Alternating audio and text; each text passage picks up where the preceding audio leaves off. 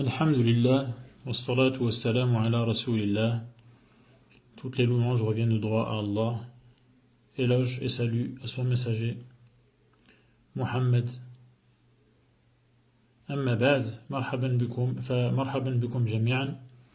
Bienvenue à tous pour cette nouvelle émission en direct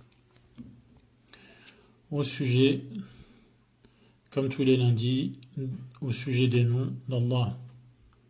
Le prophète sallallahu alayhi wa sallam nous a informé qu'Allah avait entre autres 99 noms et que celui qui les recensait, c'est-à-dire qu'il les recherche dans les textes du Coran et de la Sunna, premièrement, qu'il les retient par cœur, il les mémorise, et il cherche à connaître le sens et à agir conformément aux significations de ces noms, eh bien, il entrerait au paradis. Le dernier nom qu'on a vu était Al-Wadoud, c'est-à-dire qu'Allah s'attire l'amour de ses créatures et également qu'il aime lui-même ses créatures, particulièrement donc les croyants. Il les a donc aimés et a fait naître l'amour dans leur cœur. Puis, lorsqu'ils l'ont aimé, Allah les a récompensés en les aimant encore plus. Donc, Al-Wadoud a le sens de celui qui aime et celui qui est aimé. Celui qui aime, Al-Wad, donc participe actif. Wad, c'est la même chose que Wadid, donc celui qui est l'acteur de Al-Wud, qui est l'amour, et également ce nom Al-Wadoud a le sens de Mawdoud, celui qui est l'objet de l'amour, c'est-à-dire celui que les croyants aiment. Comment pourrait-il en être autrement lorsqu'on connaît Allah, cette belle qualité, ses larges faveurs, sa fine attention et tous les dons dans lesquels nous baignons nuit et jour. Et cet amour pour Allah subhanahu wa ta'ala qui vient du fond du cœur est une noble adoration, car elle fait partie des adorations du cœur qui sont les plus importantes des adorations, car le cœur est l'organe le plus noble. S'il est bon, s'il va bien, s'il est en bonne santé, tout le corps se porte bien. En revanche, s'il est mauvais, tout le corps est mauvais. Nous passons aujourd'hui à un nouveau nom pour nous dans cette série qui est Al-Jamil. Al-Jamil. Le prophète sallallahu alayhi wa sallam a informé dans le hadith authentique qu'Allah était Jamil, c'est-à-dire beau, et qu'il aime Al-Jamal, qu'il aime la beauté. Et donc parmi les noms d'Allah, il y a Al-Jamil, qui signifie qu'Allah est beau, son être est sublime. Ses noms sont les plus jolis. Al-Asma, Al-Husna. Al-Husn, c'est la beauté. Et donc Al-Husna, c'est-à-dire les plus beaux, au féminin en arabe, parce que le pluriel de ism est considéré comme étant un féminin. C'est pour cela qu'on dira Husna avec un alif maqsoura à la fin. Donc ces noms sont les plus beaux, les plus jolis. Ses qualités également sont les plus gracieuses. As-sifat al-ula. Ses qualités, ses attributs sont les plus gracieuses, comme la vie, la vue, l'ouïe, la force, etc. Ses actions également, ce qu'Allah réalise, ses actions sont les plus belles. Si Allah a dévoilé son visage, car Allah a un visage, comme cela est affirmé dans les textes Si Allah a dévoilé son visage, car son visage est voilé, il y a entre lui et nous un voile de lumière. Mais si Allah a dévoilé son visage, comme le prophète sallallahu alayhi wa sallam nous a informé, sa majestueuse beauté aurait consumé, aurait brûlé, aurait consumé tout sur son champ de vision, aurait consumé tout sur son champ de vision. Or Allah voit tout et rien ne lui échappe. Les formes de beauté dans cet univers ne sont que des aspects de sa création. Toute beauté qu'on voit autour de nous est une beauté créée par Allah subhanahu wa ta'ala, qui lui-même a pour nom Al-Jamil, celui qui est beau.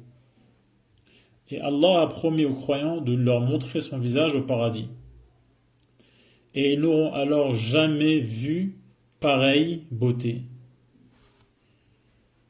Car Allah subhanahu wa ta'ala, Allah loin de lui tout défaut, est incomparable.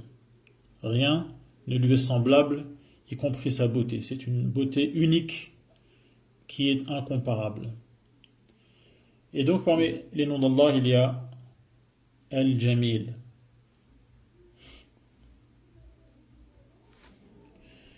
Et donc Allah est beau par essence, beau de par ses noms et ses qualités, beau de par ses actes.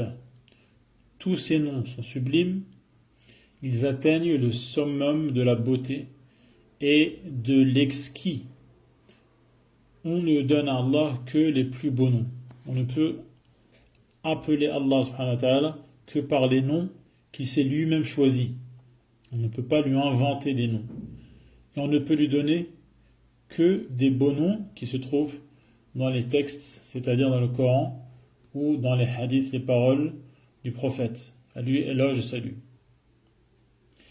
Et lorsqu'il y a un terme dont le sens peut être aussi bien compris de manière positive que de manière négative, eh bien ce terme ne fera pas partie des noms d'Allah. Car les noms d'Allah ne contiennent que de la beauté pure.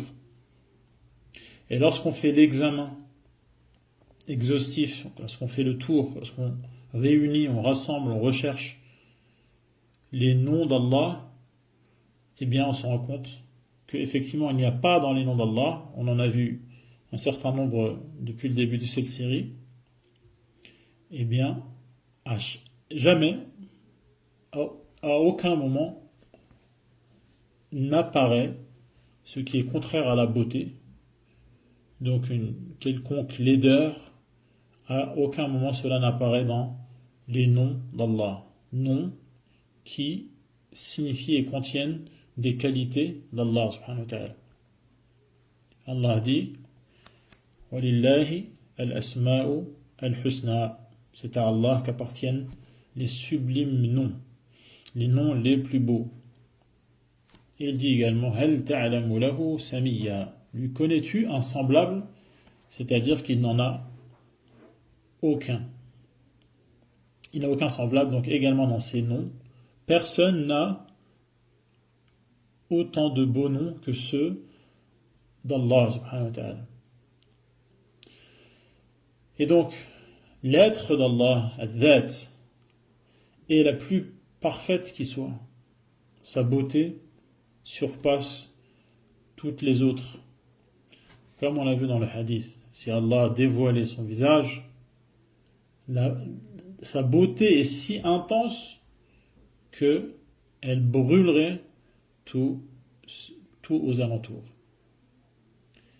C'est-à-dire sur le champ de vision d'Allah subhanahu wa ta'ala. Et donc les mots peinent, les mots sont insuffisants pour décrire la réalité de la beauté d'Allah. Tout comme il est impossible de décrire la réalité de la majesté d'Allah. Même les habitants du paradis, qui jouissent pourtant d'un bonheur indescriptible, les gens du paradis ne connaissent que le bonheur. Il n'y a plus de malheur, il n'y a plus de tristesse, il n'y a plus de maladie, il n'y a plus de mort, il n'y a plus de soucis, il n'y a plus d'inconvénients. il n'y a plus aucune gêne au paradis. Et donc, les gens du paradis baignent dans le bonheur, la jouissance, le plaisir indescriptible. Ils goûtent à des plaisirs inimaginables dans leurs détails pour nous, ici-bas, de tous les points de vue, le plaisir de l'âme, le plaisir des sens, également. Mais, lorsque ces gens du paradis, qui sont dans le pays du bonheur, et ne connaissent que le bonheur, lorsqu'ils regarderont leur Seigneur, Allah, et qu'ils prendront plaisir à contempler, à admirer sa beauté, ils en oublieront les délices qu'ils dégustaient et toutes leurs autres joies ne seront plus rien, comparées à l'intensité du plaisir qu'ils vivent lorsque Allah se dévoilera à eux. Comme cela est mentionné dans le Coran. وجوه يومئذ ناظرة إلى ربها ناظرة. Il y aura des visages resplendissants de joie, qui respirent le bonheur. ناظرة, avec un dad qui ressemble à un sad, plus le point. إلى ربها ناظرة. Le verset est explicite quant au fait que ces visages regarderont leur maître absolu qui est Allah. Nadhira avec un va qui ressemble au ta. Et comme Allah subhanahu wa ta'ala dit que ce sont bien leurs visages qui regarderont, cela signifie qu'ils verront Allah avec leurs yeux, les yeux de leur visage. C'est donc une vue réelle. Et donc ils verront réellement Allah. Et à ce moment-là, tous les plaisirs qu'ils connaissaient auparavant au paradis ne seront plus rien en comparaison à cet intense plaisir auquel ils goûteront. Ils souhaiteront alors, ces gens du paradis, Allah dit également لِلَّذِينَ أَحْسَنُوا الْحُسْنَى وَزِيَادَةً. لِلَّذِينَ أَحْسَنُوا, ceux qui étaient bienfaisants, qui agissaient bien, c'est-à-dire qu'ils adoraient Allah comme s'ils le voyaient. Eh bien, ceux qui adoraient Allah comme s'ils le voyaient finiront par le voir au paradis. Car si ici-bas ils ne le voient pas, ils savent avec conviction qu'Allah, lui, les voit. Et en agissant convenablement, ils espèrent finalement au paradis le voir. Et c'est effectivement ce qui aura lieu. Et ils souhaiteront alors que ce suprême bonheur ne s'arrête jamais. Allah dit لِلَّذِينَ أَحْسَنُوا الْحُسْنَى.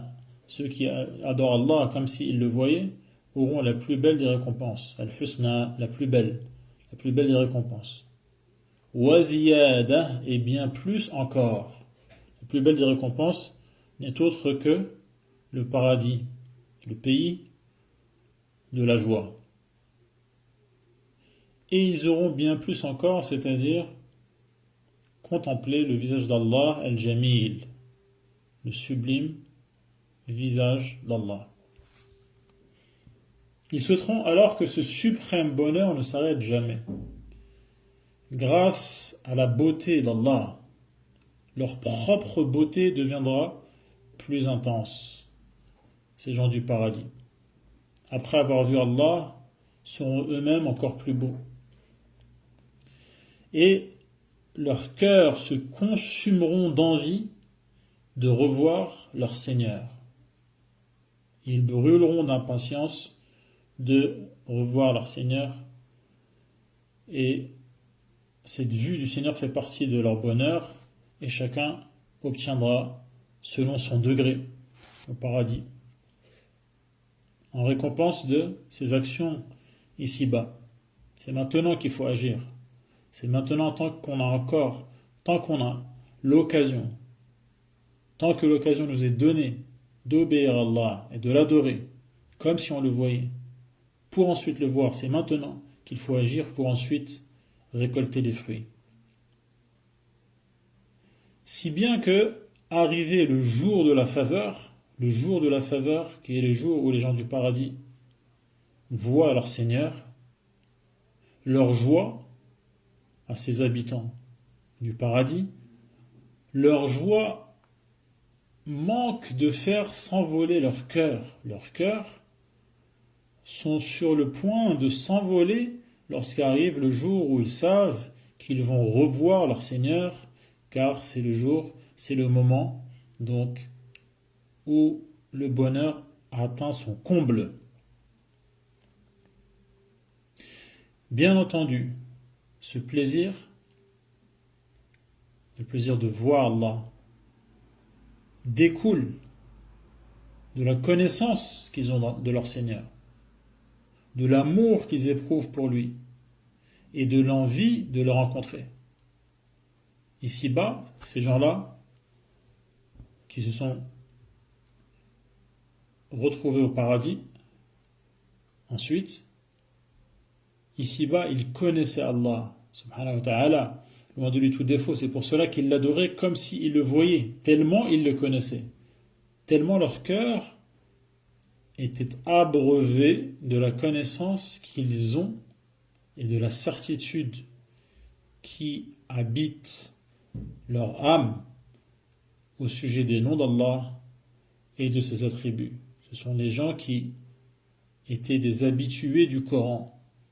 Les versets du Coran leur sont familiers, tellement ils les lisent nuit et jour, si bien que la connaissance qu'ils ont d'Allah atteint de très hauts degrés.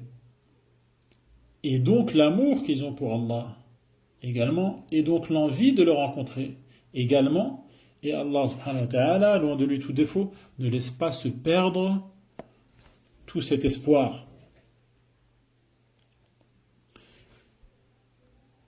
Cependant, lorsque ces bienheureux, ces élus, lorsqu'ils voient l'objet de leur amour, lorsqu'ils voient Allah, qu'ils aimaient réellement et sincèrement ici-bas, et cet amour se manifestait dans leurs actes d'obéissance qu'ils avaient, dans leur sacrifice, dans leur abstinence face au péché, dans leur choix, le choix des gens qu'ils côtoyaient et des gens dont ils s'écartaient. Cet amour qui était bien réel ici-bas, et cela a un lien avec le nom Al-Wadoud qu'on a expliqué la semaine dernière, lorsqu'ils voient effectivement Allah qu'ils aimaient avant de le rencontrer, et lorsqu'ils admirent la beauté et la majesté d'Allah, le plaisir qu'ils connaissaient déjà quelque part, mais ce plaisir redoublera d'intensité, et la connaissance qu'ils ont d'Allah et les sentiments qu'ils ont envers lui n'en deviennent que plus intenses. Car là, ils verront celui qu'ils connaissaient. Et c'est lui pour lequel ils avaient les sentiments les plus purs et les plus nobles. Une fois qu'ils l'auront vu, cela ne fera que renforcer cet état qui avait déjà commencé ici-bas. Allah, loin de lui tout défaut, Al-Jamil, est beau de par ses qualités. Elles sont toutes louables, les attributs d'Allah. Ces attributs méritent tous les éloges, tout ce qu'on peut dire de bien, d'admirable, de respectable, tout cela est mérité par les qualités d'Allah, par Allah subhanahu wa ta'ala. Ces attributs d'Allah, as-sifat, sont en effet ce qu'il y a de plus large en matière de conséquences et d'effets, surtout les qualités de pitié, de bonté, de bienveillance et de générosité. Les conséquences du fait qu'Allah soit Rahim, qu'il ait pitié, les conséquences, les effets du fait qu'Allah soit bon, qu'il soit Barr, qu'il soit bienveillant, qu'il soit généreux, Karim, Wadoud, Raouf, Rahim, les conséquences et les effets, c'est ce qu'on voit autour de nous. Ce qu'on voit autour de nous dans le fonctionnement de ce monde et tous les effets de la pitié et d'autres qualités d'Allah se font ressentir autour de nous. Et il n'y a pas d'effet et de conséquences plus larges et plus évidents que ceci. Et en fait, ces belles qualités d'Allah sont les conséquences de la beauté d'Allah lui-même. Ces conséquences sont celles de la beauté d'Allah lui-même. Voilà pourquoi tous les actes d'Allah sont beaux. Et en fait, ces actes sont soit bonté et bienveillance, chose pour laquelle on le loue et on le remercie, soit ces actes sont justice, chose pour laquelle on le loue également, car elle correspond à la parfaite sagesse et aux louables qualités. Et donc, tous les actes d'Allah sont soit de la bonté, de la clémence, de la bienveillance, et cela mérite qu'on dise d'Allah tout le bien, soit ces actes sont de la justice, comme la punition que méritent ceux qui la méritent, comme le fait que des gens se retrouvent en enfer, le fait que des gens soient égarés, tout cela n'est que justice. Quant au fait que des gens soient bien guidés, cela est de la bonté. Que des gens bénéficient de l'aide d'Allah, cela est une forme de bonté. Et se retrouve finalement au paradis, c'est une forme de bonté et de bienveillance. Et donc, tous les actes d'Allah sont beaux, car ils sont soit bonté, clémence, indulgence, soit parfaite justice. Rien donc dans les agissements d'Allah n'est absurde, insensé ou injuste. Au contraire, tout est clarté, pitié et justice. Tout est judicieux, tout est beau. Inna Rabbi ala siratin mustaqim. Mon Seigneur, assurément, est sur un droit chemin. Et donc, tout ce que Allah fait atteint le sommet de la beauté. Sa loi n'est que pitié, lumière, clarté et beauté. Et malgré cela, il y a des gens qui ne voient pas cette beauté. Ils ne voient pas la beauté de la loi d'Allah, de la charia, de l'islam, de manière générale, de la foi. Ils n'en voient pas la beauté, car ils sont à l'image de ces chauves-souris qui ne circulent et qui ne sortent que lorsqu'il fait nuit. Et en plein jour, lorsque le soleil brille de mille feux, ces chauves-souris restent terrées dans leur grotte et ne peuvent pas sortir car la lumière les éblouit et ils ne peuvent pas en profiter. Également, toute beauté qui existe dans ce bas monde, ainsi qu'au pays du bonheur, le paradis, n'est qu'un effet de la beauté d'Allah en fait. Car c'est lui qui a créé tout cela. Et rien ne ressemble à Allah. Laysa kamithlihi shay. Celui qui accorde la beauté est forcément encore plus beau. Celui qui accorde la beauté est forcément encore plus beau. Et cette créature qui est belle ne sera pas comparable à Allah qui est beau, car il est le créateur, ce qui signifie qu'Allah est infiniment plus beau. Comment d'ailleurs s'exprimer au sujet de la beauté d'Allah alors que l'homme qui le connaît le mieux, à lui éloge et salut, notre prophète a dit que nous n'estimerons jamais les louanges que tu mérites. Tu es tel que tu t'es toi-même loué. Voilà donc concernant le nom, et ce hadith est rapporté par Muslim selon Aisha. C'est-à-dire qu'on aura beau, dire tout ce que on peut dire au sujet de la beauté d'Allah, on n'en fera jamais le tour et on n'en dira jamais assez.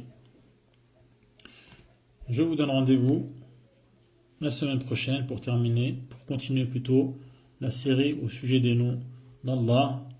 Wallahu a'lam. Wassalatu wassalamu ala rasulillah. Walhamdulillahi rabbil alamin.